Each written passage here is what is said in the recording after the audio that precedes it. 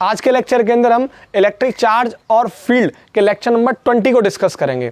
इस सेशन के अंदर हम सेल और स्फीयर की वजह से जितने भी क्वेश्चंस आईआईटी, जेईई मेंस और एडवांस या नीट के अंदर आए हुए हैं वो मैं आपको सभी डिस्कस करूंगा। इससे पहले मैंने लेक्चर 19 के अंदर इलेक्ट्रिक चार्ज और फील्ड के लेक्चर नंबर 19 के अंदर आपको इलेक्ट्रिक फील्ड कैलकुलेट करना सिखाया था किसी भी सेल के इनसाइड और आउटसाइड। ठीक है, देखो क्वेश्चन फर्स्ट। एक मेरे पास ये स्फीयर है, ठीक है, एक ये दूसरा स्फीयर है और ये तीसरा स्फीयर है। और स्फीयर कैसे हैं? डाइलेक्ट्रिक सॉलिड स्फीयर, ठीक है, non conducting, solid non conducting sphere है। ठीक, अब देखो बोल रहा है charge Q and 2Q and 4Q are uniformly distributed in 3 dielectric solid sphere 1, 2 and 3। यानी ये फर्स्ट स्फीयर, ये सेकंड स्फीयर, ये थर्ड स्फीयर। फर्स्ट स्फीयर पर जो चार्ज डिस्ट्रीब्यूटेड है वो क्या है? Q, और इस पर क्या है? 2Q, और इस पर क्या है? 4Q डिस्ट्रीब्यूटेड है। ठीक है, of radii R/2 and R and 2R। इसकी रेडियाई कितनी है? R/2, इसकी कितनी है? R, और इसकी कितनी है? 2R respectively as shown in figure. If magnitude of electric field at point P, देखो ये पॉइंट P है यहाँ पे और ये इसकी सरफेस पर और इसके अंदर ये पॉइंट P। तो if the magnitude of electric field at point P at a distance R from the centre of sphere, this is a centre, ठीक है, ये इसको मैं O बोल देता हूँ, सेंटर O। तो from the centre of sphere 1, 2, and 3 are E1 and E2 and E3। यानी सेंटर से इस P पॉइंट तक के डिस्टेंस पर इसका इलेक्ट्रिक फील्ड E1 है, इसकी सरफेस से इसका इलेक्ट्रिक फील्ड E2 है और इसके अंदर इलेक्ट्रिक फील्ड कितना है? E3 है। ठीक, अब देखो आगे बोल रहा है देन यानी आपको ये रिलेशन दे रखा है E1 is greater than E2 is greater than 3 या E3 is greater than E1 is greater than E2। आपको ये रिलेशन बताना है कि कौन सा करेक्ट होगा। ठीक, तो देखो अगर आप फर्स्ट केस के अंदर देखें, अगर मैं वहां से इलेक्ट्रिक फील्ड निकालूं E1 की वैल्यू, तो देखो इस स्फीयर से बाहर की तरफ है और आउटसाइड हमारा इलेक्ट्रिक फील्ड कितना आता था? पॉइंट चार्ज की तरह वेव करता था। अगर आपको याद हो, चाहे वो नॉन कंडक्टिंग का केस हो सॉलिड के अंदर या फिर हॉलो कंडक्टिंग का केस हो आउटसाइड। ठीक है, तो वहां क्या आता था? इलेक्ट्रिक फील्ड बाहर की तरफ आता था। E बराबर KQ अपॉन वॉट, जिस डिस्टेंस पर है R, फिर क्या हो जाएगा? R²। तो ये आ गया फर्स्ट। दूसरा, इस पर क्या आ जाएगा? E2, वो आप देखो K चार्ज कितना है इस पर टोटल? 2Q, तो यहाँ क्या रखेंगे? 2Q अपॉन डिस्टेंस कितनी है? R, तो R²। ये आ गया आपके पास सेकंड केस। अब देखो इस पर इलेक्ट्रिक फील्ड कैसे निकालेंगे? यहाँ निकालने के लिए आपको देखो इसके अंदर निकालना है। सॉलिड नॉन कंडक्टिंग स्फीयर है तो इस पॉइंट पर निकालना है, तो मुझे यहाँ क्या करना होगा? एक गॉसियन सरफेस ड्रॉ करनी होगी। और देखो अगर एक गॉसियन सरफेस मुझे ड्रॉ करनी होगी तो सिंपल सा है, इसकी कुछ न कुछ, क्योंकि सॉलिड नॉन कंडक्टिंग है तो उसकी वॉल्यूम चार्ज डेंसिटी होगी। ठीक है, तो यानी ये क्या है? चार्ज भी है, तो इस पर टोटल चार्ज कितना है? 4Q। तो टोटल चार्ज क्या है इस पर? टोटल चार्ज कितना है? 4Q distributed on sphere 3। Clear है बात? अब देखो अगर मैं इसकी जो आप मेरे पास स्फीयर है, थर्ड स्फीयर, अगर मैं इसका डेंसिटी निकालूं यानी वॉल्यूम चार्ज डेंसिटी निकालूं रो, तो क्या हो जाएगा? रो अपॉन चार्ज, यानी चार्ज कितना है? 4Q अपॉन वॉल्यूम इसका कितना आ जाएगा? 4/3 पाई, और डिस्टेंस इसकी कितनी है? 2R का होल क्यूब। बोलो क्लियर है? अब देखो अगर ये गॉसियन सरफेस है, इसके अंदर चार्ज, भाई देखो इस स्फीयर के अंदर तो चार्ज 4Q डिस्ट्रीब्यूटेड है, लेकिन इसके अंदर तो चार्ज अलग होगा। वो मान लेता हूं मैं, कितना है? Q dash. कितना है? Q dash. अब इसके अंदर अगर मैं निकालूं वॉल्यूम चार्ज डेंसिटी, वो कितना आएगा?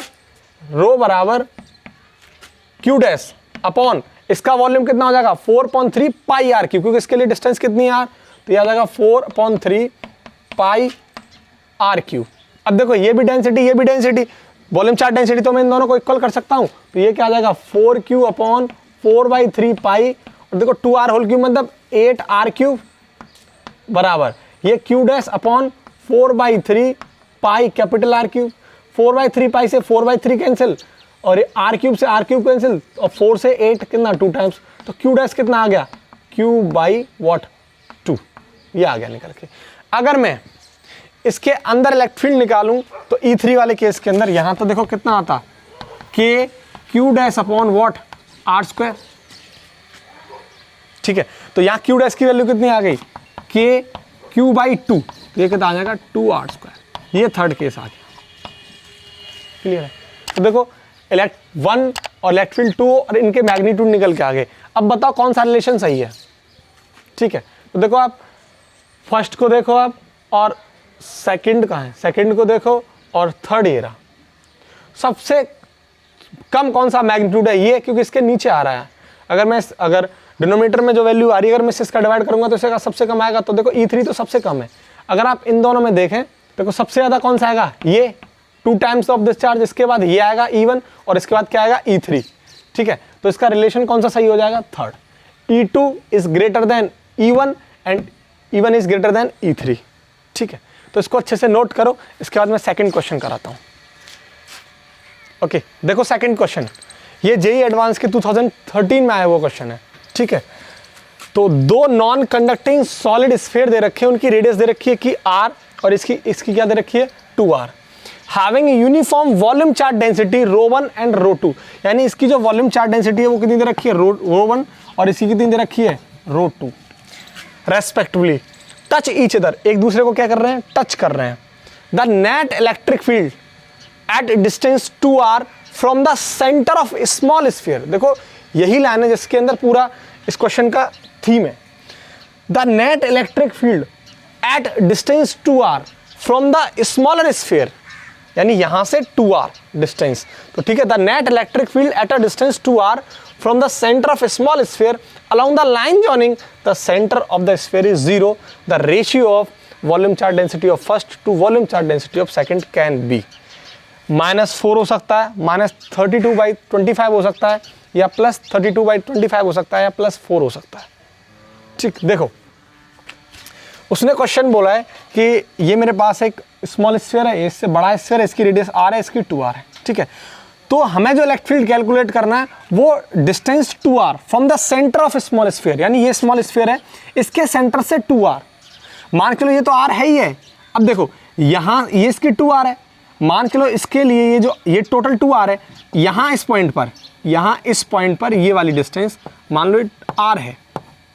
ठीक है, ये तो टोटल 2r है, लेकिन इस स्फीयर के लिए, बड़े वाले स्फीयर के लिए ये डिस्टेंस r है इस पॉइंट पर, और ये पॉइंट क्या है p पॉइंट, और इस पर इसकी तो छोटे वाले की r, तो टोटल कितनी हो जाएगी ये, यानी ये वाली डिस्टेंस इस सेंटर से लेके इस पॉइंट p तक, ये वाली डिस्टेंस कितनी आ गई 2r। तो बोल रहा है इस पॉइंट पर क्या निकालना है आपको, इलेक्ट्रिक फील्ड निकालना है इस पॉइंट पर। तो इलेक्ट्रिक फील्ड निकालेंगे तो उसके लिए आपको क्या करना होगा, यहाँ एक गॉसियन सरफेस ड्रॉ करनी होगी। ये आपकी एक गॉसियन सरफेस है, ये क्या है, गॉसियन सरफेस। ठीक है, अब देखो आप इस केस में मान के चलो इस पर इलेक्ट्रिक फील्ड E1 है और इसका इलेक्ट्रिक फील्ड क्या है E2। ठीक है, नाउ गॉसियस लॉ के अंदर इसका अगर मैं इलेक्ट्रिक फील्ड निकालूं तो क्लोज सरफेस है, तो गॉसियन सरफेस की वजह से इलेक्ट्रिक फील्ड कितना होगा, E डॉट डी ए बराबर Q enclosed upon epsilon not. लेकिन इसकी फर्स्ट स्फीयर की बात कर रहा हूं तो इसे E1 लिख देता हूं। ठीक है, अब देखो इसकी वॉल्यूम चार्ज डेंसिटी दे रखी है हमें ρ1। ठीक है, ये रही ρ1।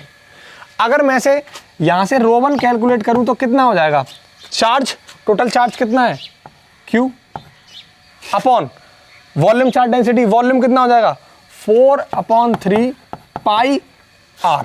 r कौन सा है, r क्यू। ठीक है, r क्यों आएगा, क्योंकि यही तो होगी डिस्टेंस इसकी सेंटर से वाली, इसी के अंदर तो पूरे के अंदर चार्ज डिस्ट्रीब्यूटेड है। ठीक, तो ये आ गया। अब देखो यहाँ मैं इसको पुट कर सकता हूँ Q इनक्लोज्ड की जगह, यानी Q इनक्लोज्ड बराबर कितना हो जाएगा ρ1 इंटू 4/3 पाई r क्यू, ये तो आ गया। अब यहाँ से डायरेक्ट कर लो, यहाँ से अगर वही सेम कंडीशन है, थीटा 0 होगा, डॉट की वजह से कॉस थीटा आएगा, तो E1 को बाहर रख लेता हूँ मैं, सेम है हर जगह। तो देखो अंदर क्या बचा डी ए, और इस स्फीयर का डी ए क्या निकल के आ जाएगा, देखो इस पॉइंट पर निकाल रहे हैं यहाँ से यहाँ तक, तो यहीं तो हम डी ए निकालेंगे, तो देखो परपेंडिकुलर आउटवर्ड होगा डी ए। अब कितना आ जाएगा इसका एरिया 4 पाई 2r या r, 2r यहाँ से यहाँ तक की डिस्टेंस कितनी है 2r, तो 2r का होल स्क्वायर बराबर Q इनक्लोज कितना आ गया ρ1 into 4/3 pi capital R cube upon epsilon naught. तो 3 कहाँ जाएगा नीचे, ये क्या हो जाएगा 3 एप्सिलॉन नॉट। अब देखो इसको 4 पाई से यहाँ से 4 पाई खत्म, तो इसको मैं आगे कर देता हूँ, ये E1 इंटू 4r² बराबर ये आ गया ρ1 into r cube upon 3 epsilon naught. ठीक है, तो यहाँ से आएगा आपका r² से r क्यू खत्म, क्योंकि यहाँ r बचेगा, तो E1 की वैल्यू कितनी निकल के आ जाएगी, ये आएगी what rho 1 into r upon 4 3 जा 12 एप्सिलॉन नॉट, ये आ गया। यानी इस पी पॉइंट पर जो इलेक्ट्रिक फील्ड निकल के आया वो कितना आया, rho 1 into r upon 12 epsilon naught. अब देखो ये सेकंड स्फीयर है, ठीक है, अब ये पी पॉइंट इसके अंदर है यहाँ, तो अब इस पर इलेक्ट्रिक फील्ड कितना आ जाएगा। याद करो किसी भी सॉलिड नॉन कंडक्टिंग स्फीयर के अंदर कितना इलेक्ट्रिक फील्ड होता था, तो मैं डायरेक्ट कर देता हूँ इसको, इसकी डेंसिटी रो 2 इंटू और रेडियस भी कितनी हो जाएगी इसके लिए, r upon 3 epsilon naught, equation number second. ये तो होता था इनसाइड हम जो इलेक्ट्रिक फील्ड निकालते थे।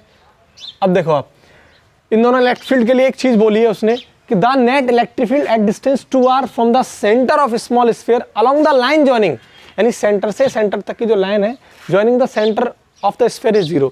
तो नेट इलेक्ट्रिक फील्ड कितना दे रखा है, 0 दे रखा है। तो यानी अगर मैं E1 माइनस E2 बराबर कितना हो जाएगा, नेट इलेक्ट्रिक फील्ड 0, तो E1 बराबर क्या हो जाएगा, E2। दैट मीन्स मैं दोनों को क्या कर सकता हूँ, कंपेयर कर सकता हूँ। तो ये आ जाएगा rho 1 into r upon 12 epsilon naught बराबर rho 2 into r upon what 3 epsilon naught. और यहाँ से मैं क्या कर सकता हूँ, देखो r से r खत्म और 3 से ये 4 टाइम्स खत्म और ये खत्म, तो क्या बचा, रो 1 और रो 2 बराबर कितना आ गया, 4/1।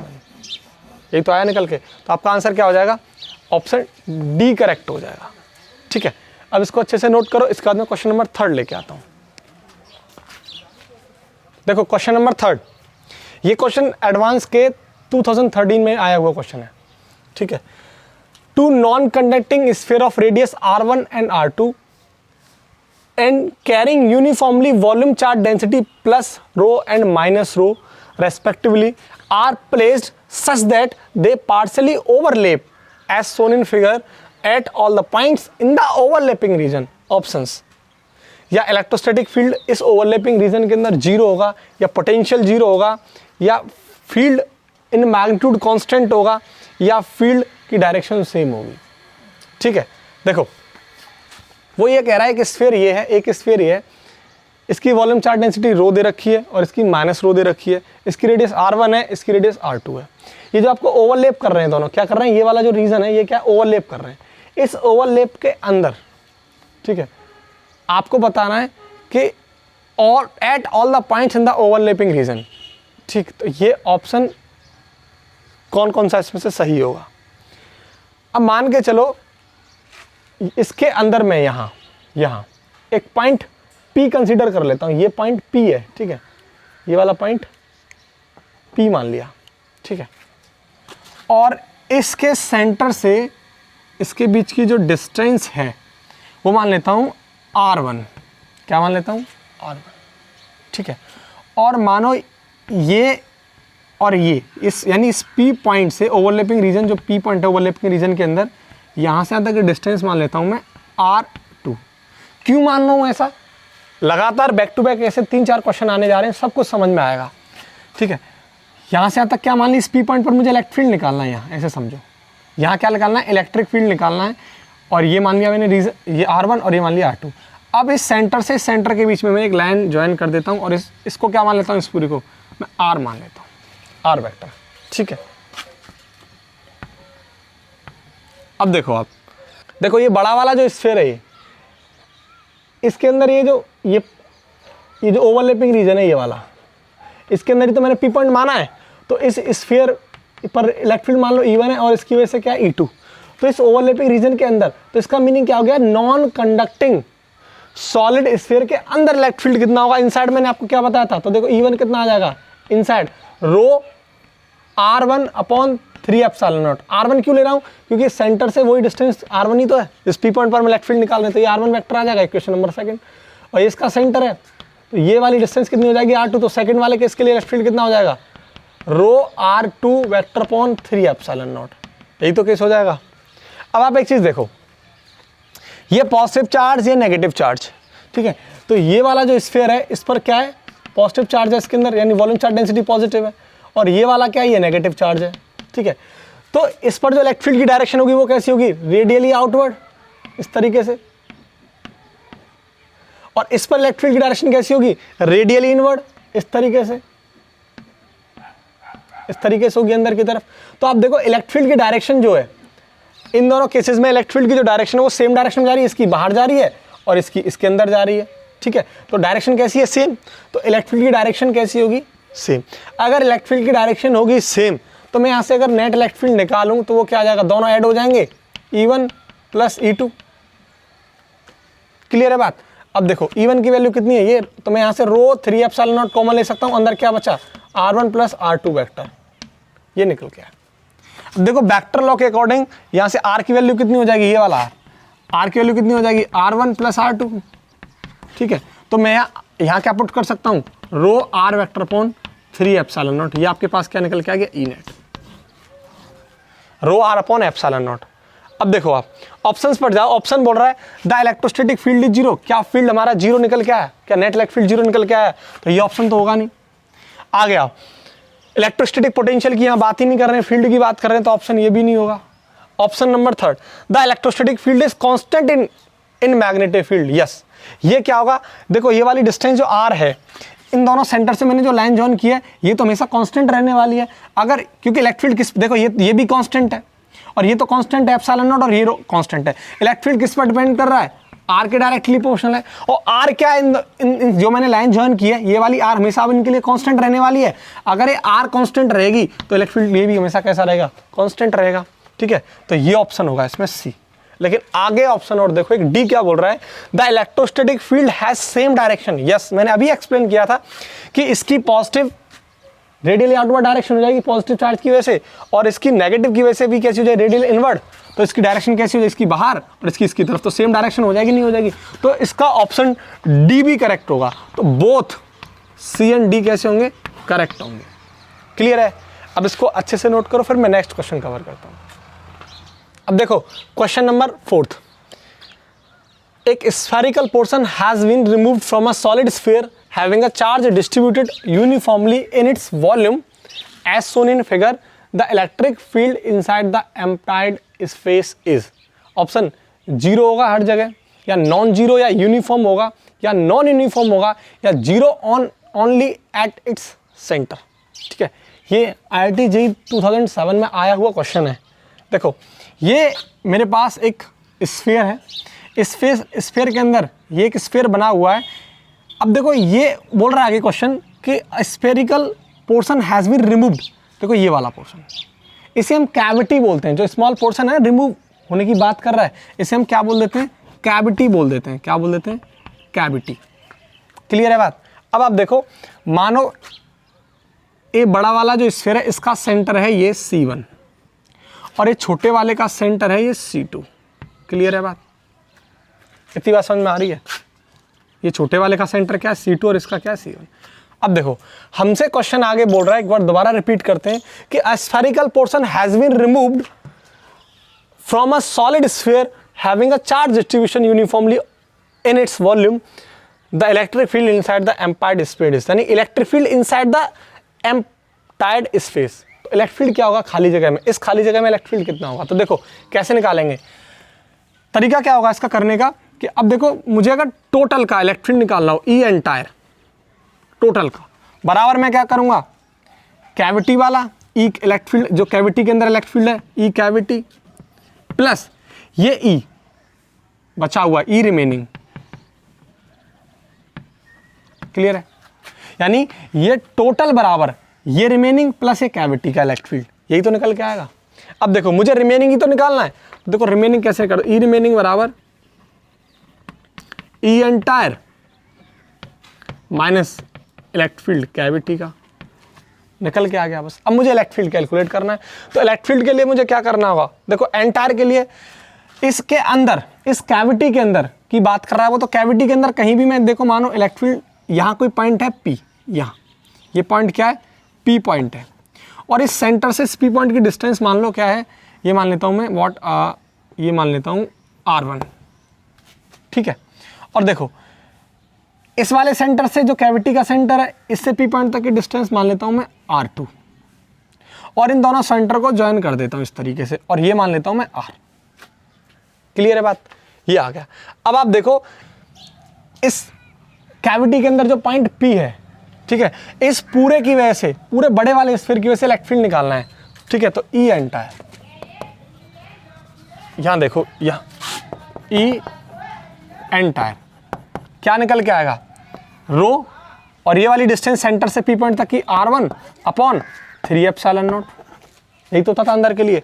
अब कैविटी के अंदर, इस कैविटी, अगर कैविटी के अंदर निकालूंगा तो इनसाइड क्या आ जाएगा, कैविटी के अंदर ये आ जाएगा ई कैविटी बराबर रो सेंटर से पी पॉइंट तक की distance r2 upon 3 epsilon naught, ये फर्स्ट और ये सेकंड। अब आप देखो मुझे ई रिमेनिंग निकालना है, तो ई रिमेनिंग बराबर कितना हो जाएगा, माइनस ई इंटायर माइनस ई कैविटी, तो मैं इसको माइनस कर देता हूं, तो अंदर क्या बचा, रो अपॉन 3 एप्सिलॉन नॉट, अंदर क्या बचा, r1 माइनस r2 वेक्टर। ठीक है, अब देखो अकॉर्डिंग टू वेक्टर लॉ, अगर मैं वेक्टर लॉ के अनुसार देखूं तो ये देखो ये क्या हो जाएगा, इन दोनों का सम बराबर इसके, तो r vector plus r2 vector बराबर कितना आ जाएगा, r1 वेक्टर, और यहां से मैं r वेक्टर कितना निकाल सकता हूं, r1 vector minus r2 vector. अब देखो ये r1 माइनस r2 की जगह क्या पुट कर दूंगा, r वेक्टर, तो ये क्या आ जाएगा, रो upon 3 epsilon not r vector, ये आ गया ई रिमेनिंग। क्लियर है, तो देखो ऑप्शन पे आओ, जीरो एवरीवेयर, क्या इलेक्ट्रिक फील्ड की मैग्नीट्यूड जीरो निकल के आया, नहीं। दूसरा non zero and uniform, yes non zero है और यूनिफॉर्म भी है, हर जगह क्या है, यूनिफॉर्म। दूसरा नॉन यूनिफॉर्म, नॉन यूनिफॉर्म नहीं है, ठीक है, यूनिफॉर्म है। जीरो ऑनली एट सेट, ये भी नहीं है। तो आप देखो क्या आंसर आएगा इसका, नॉन जीरो एंड यूनिफॉर्म। क्यों, क्योंकि देखो इलेक्ट्रिक फील्ड की कुछ ना कुछ वैल्यू है, ये तो नॉन जीरो है। अब देखो ये कांस्टेंट, ये कांस्टेंट, ये कांस्टेंट, तो इलेक्ट्रिक फील्ड किस पर डिपेंड है, इस पर, आर पर, तो ये क्या है, यूनिफॉर्म। ठीक है, तो एक तो यूनिफॉर्म है और ये नॉन जीरो भी है, यानी जीरो नहीं है, तो इसका ऑप्शन कौन सा आएगा, ऑप्शन बी करेक्ट है।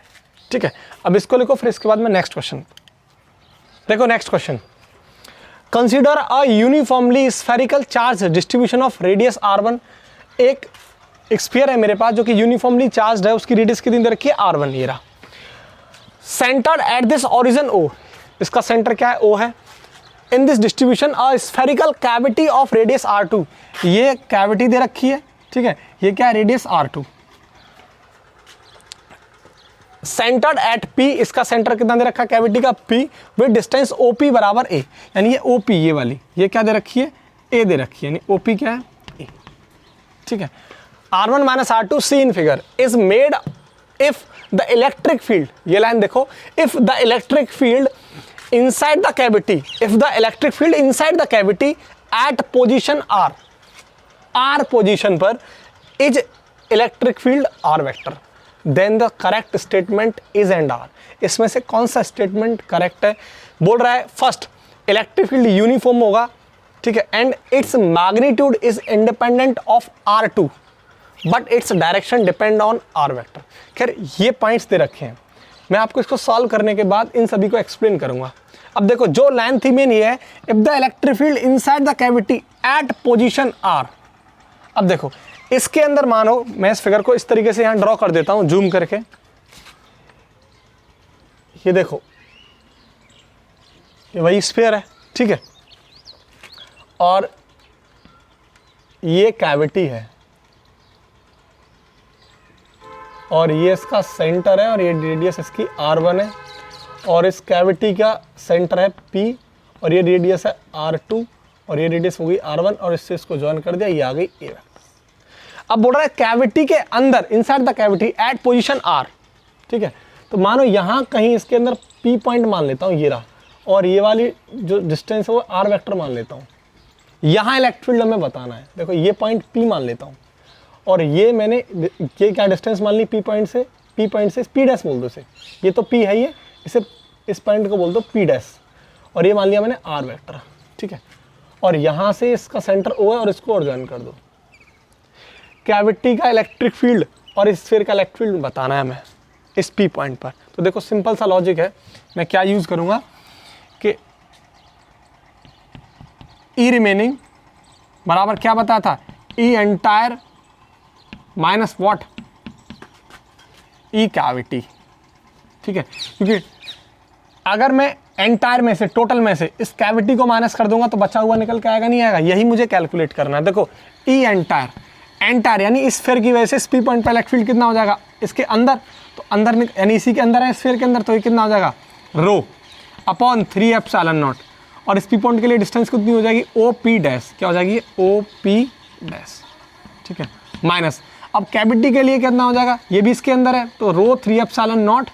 अब देखो ये क्या हो जाएगा पी पी डैश, ये डिस्टेंस क्या है P P dash, P P dash.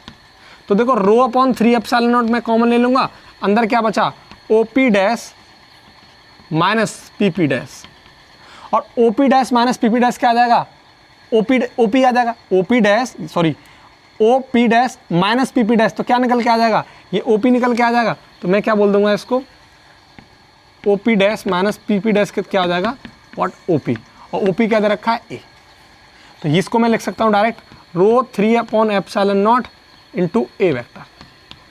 अब देखो अब यहाँ से क्या मेरे पास ऑप्शन कौन सा करेक्ट होता है, देखो ये कांस्टेंट है, ये कांस्टेंट है, ये कांस्टेंट, तो इलेक्ट्रिक फील्ड किस पर डिपेंड हो गया इस वाली ए डिस्टेंस पर, ठीक है, तो इलेक्ट्रिक फील्ड क्या हो जाएगा डायरेक्टली प्रोपोर्शनल ए। यहाँ से अपन इन ऑप्शंस को देखते हैं कि कौन सा सही होगा, ठीक है। देखो first electric field is uniform, it's magnitude is independent of R2 but its direction depend और R वेक्टर। यस बिल्कुल सही है, इलेक्ट्रिक फील्ड तो यूनिफॉर्म होगा, इस पर डिपेंड है, इलेक्ट्रिक फील्ड तो यूनिफॉर्म होगा, लेकिन आगे क्या बोला है its magnitude is independent of R2 but its direction depend on R vector. क्या आपको दिख रहा है इलेक्ट्रिक फील्ड की डायरेक्शन R वेक्टर पर डिपेंड है। देखो अब जरा एक लॉजिक देखो यहाँ से कि ओपी डैश जो मैंने अभी बताया था, ये वाला ओपी डैश कितना है, मान लो इसको, ये क्या निकल के आ जाएगा, ये निकल के आ जाएगा ए प्लस आर वेक्टर, ये a R vector plus R vector आ जाएगा, ठीक है। अब देखो आप अगर ओपी डैश, ये रहा ओपी डैश की वैल्यू कितनी आ गई ए प्लस आर, तो ये लिख लो यहाँ ए प्लस आर वेक्टर, ठीक है, और माइनस पी पी डैश था, पी पी डैश कितना आ जाएगा पी पी डैश, ये आ जाएगा माइनस आर वेक्टर, आर से आर खत्म, बचा क्या ए वेक्टर। क्या ये आर पर डिपेंड है, आर तो खत्म हो गया, तो यहाँ क्या आ रहा है ए वेक्टर, तो कहने का मीनिंग क्या है कि इसकी डायरेक्शन डिपेंड नहीं होगी आर वेक्टर पर। बिल्कुल स्टेटमेंट ये तो सही था कि इलेक्ट्रिक फील्ड यूनिफॉर्म होगा, लेकिन इसका मतलब ये नहीं है कि आर पर इस पर आर पर डिपेंड करेगा, किस पर डिपेंड कर रहा है ए पर, तो ये गलत। जहाँ जहाँ डिपेंड हो आर, देखो it's direction is depend upon r vector, ये भी गलत। आगे देखो इलेक्ट्रिक फील्ड इज यूनिफॉर्म, ठीक है, its magnitude is independent of A but its direction depend upon A, yes, इसका डायरेक्शन किस पर डिपेंड होगा ए वेक्टर पर, बिल्कुल सही। आगे बोला electric field is uniform and both its magnitude and direction depend on A, electric field is uniform and both its magnitude and direction depend on A vector. इसका मीनिंग क्या है, अब आपको यहाँ से क्या क्या दिख रहा है, इसका जो मैग्नीट्यूड है इलेक्ट्रिक फील्ड का वो किस पर डिपेंड कर रहा है ए के मैग्नीट्यूड पर, इसकी डायरेक्शन किस पर डिपेंड कर रही है ए की डायरेक्शन पर। क्लियर है, इस लॉजिक से यहाँ से क्लियर है। तो आप अब इन दोनों ऑप्शंस में से देखो कौन सा सही होगा। इलेक्ट्रिक फील्ड इज यूनिफॉर्म, ठीक है, its magnitude is independent of a, नहीं, ये तो डिपेंड करेगा ना इसके मैग्नीट्यूड पर, ठीक है, और it's direction is depend upon A, yes direction depend करेगी, लेकिन मैग्नीट्यूड वाला जो लॉजिक है इन्होंने क्या दे दिया गलत। नीचे देखो इलेक्ट्रिक फील्ड इज यूनिफॉर्म, बिल्कुल सही, and both its magnitude and direction depend upon a, तो इसलिए आंसर क्या होगा ऑप्शन डी इज करेक्ट, ठीक है। अब देखो मैंने आई थिंक 5 क्वेश्चंस कराए जो कि जेईई एडवांस के अंदर आए हुए क्वेश्चन है सब। अब इसके बाद नेक्स्ट वीडियो के अंदर इसके आगे के कॉन्सेप्ट को कवर करेंगे।